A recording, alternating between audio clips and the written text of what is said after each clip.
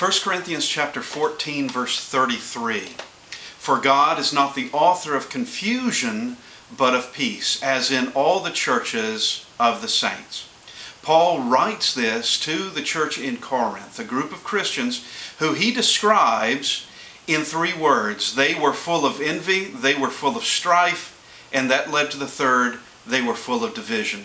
They were becoming sectarians. Because of the various things going on in that congregation, they were becoming denominations, which is precisely what Paul is teaching against. 1 Corinthians teaches against any kind of division. Matter of fact, he says there is supposed to be a unity. There is supposed to be a oneness in judgment, a oneness in mind. And how is that done? That is done only through the Word of God, and God is not the author of confusion. That word confusion there in the original Greek means that you may have a version that says something like that of disorder, but it can also mean that of chaos. It can mean something that is unsettled, or it can mean something that simply is unstable or fickle. It is never the same, or it's just, as the word says, confusing. And why would God send us a message that is confusing? Why would He send us a message where we have to sort through it and decide what is valid or what is not? Or send us a message where we have to sort through it and decide what we like and what we don't? He sends us one message, and it's not a confusing message.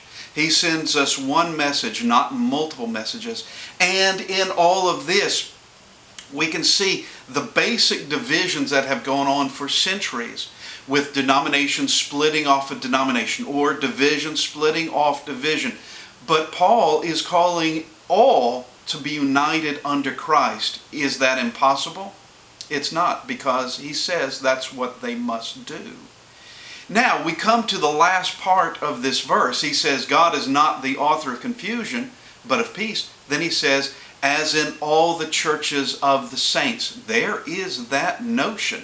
There is that entire concept that everyone is to be united, whether it's all united in one congregation or various congregations around the country or around the globe, that it is the law of Christ is consistent. The law of Christ can be understood, and the law of Christ does not change, nor will it ever cause this kind of unsettled nature or this kind of confusion at all. He brings unity, and it is from His Word.